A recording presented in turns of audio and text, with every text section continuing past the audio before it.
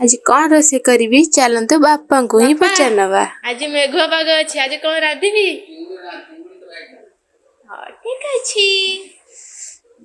तो hello everyone welcome back to my another mini blog. बापा जमी कहली कि चिंगुड़ी तरकारी करने तो मुझे चली आसती चिंगुड़ी नापाई। एत जोर खरा हो कि मोर स्टल न बांधले ना कुआड भी जाई होनी।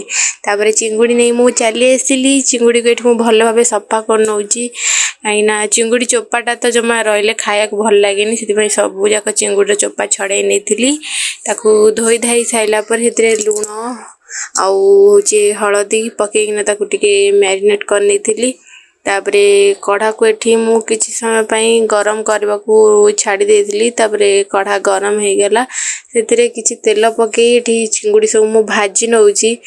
मते तो माने चिंगुड़ी सब एका संगे केमती लोक काढी परंती मते तो जणा ही नहीं। तो सेति पई मु गोटाई गोटे सब जगह बाहर करे चेष्टा करथिली हेले गोटाई गोटाई मो द्वारा ही हैला। सब जगह चिंगुड़ी भजा ही सरला मोर एठी। तापरे एठी पेस्ट पाई किछि पियाज रसुण और अदार मसला मु जोगार नहीं। तापरे टमाटर नहीं आसली फ्रिज रू टे स्टाइल मारदेली कहीं जिते गरम होची ना टे फैन पाखु जावाई बाहर तो दरकार।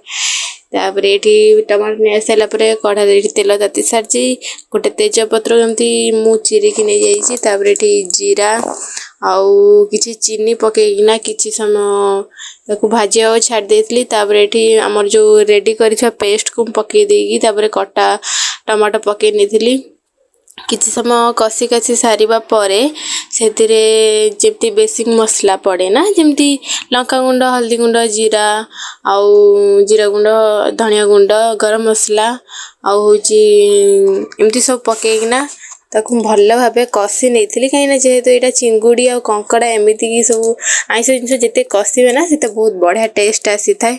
तो मुझे सब बेसिक मसला पकई किसी पानी पकईना मुझे कषि नौची भल भाव कषा कषि हो सारा पर जा चिंगुड़ी पकई नहीं जमती मसलू तेल बाहरी आसो आप चेक करने। तापर चिंगुड़ी ये पकई भल भाव कषि नहीं एत बढ़िया बास्ना होता ना मत इच्छा होता कि सब खाईदेवाई कि। तापर ये मसला कषा सारा तापर ये चिंगुड़ी पकई मुझे कषि नहीं भल भाव मुझे जेहेतु चिंगुड़ी मसला करुँची तो ये मुझे आलू फल पकईनी आपण मैंने चाहिए आलू आड करेंगे।